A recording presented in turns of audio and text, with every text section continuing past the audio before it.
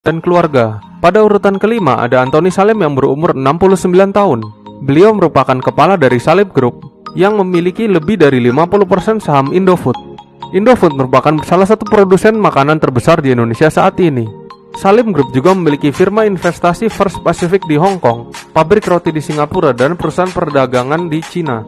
Total kekayaan Anthony Salim dan keluarga saat ini adalah 76,9 triliun rupiah. Dengan kekayaan tersebut menempatkan Anthony Salim dan keluarga sebagai orang terkaya kelima di Indonesia saat ini.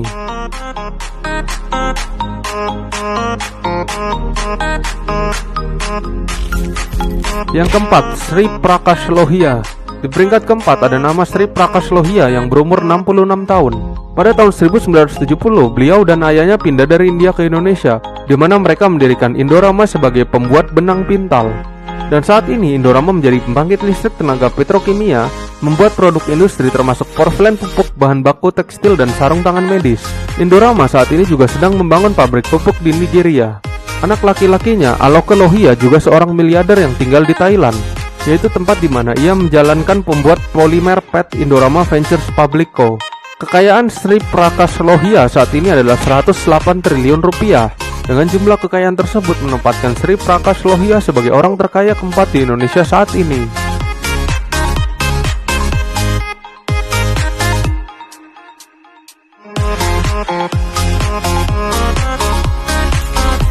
Yang ketiga ada almarhum Eka Cipta Wijaya. Beliau masih masuk daftar orang terkaya di Indonesia dikarenakan list Forbes daftar orang terkaya diupdate setiap bulan Januari, dan beliau meninggal dunia pada tanggal 26 Januari tahun 2019, yaitu saat beliau berusia 98 tahun, sehingga nama beliau masih masuk daftar orang terkaya saat ini.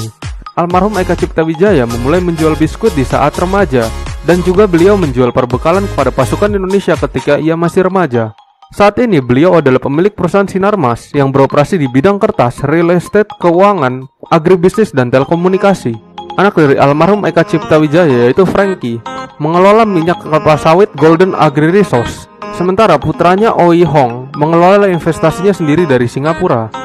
Terakhir dilaporkan, kekayaan almarhum Eka Cipta Wijaya adalah 124 triliun rupiah. Dengan jumlah kekayaan tersebut menempatkan almarhum Eka Cipta Wijaya sebagai orang terkaya ketiga di Indonesia saat ini.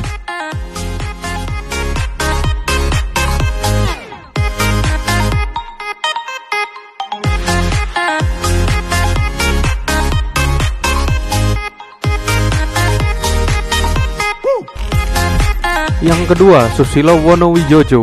Di urutan kedua ada Susilo Wonowijojo yang saat ini berumur 62 tahun. Susilo Wonowijojo dan keluarganya mendapatkan kekayaan dari pembuatan rokok kretek yang diperdagangkan secara publik.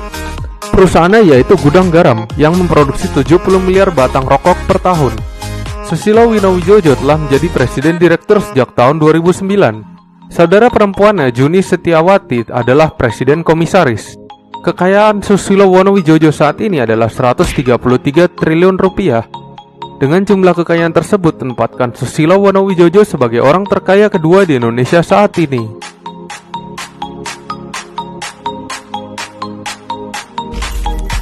Yang pertama, Robert Budi Hartono dan Michael Hartono.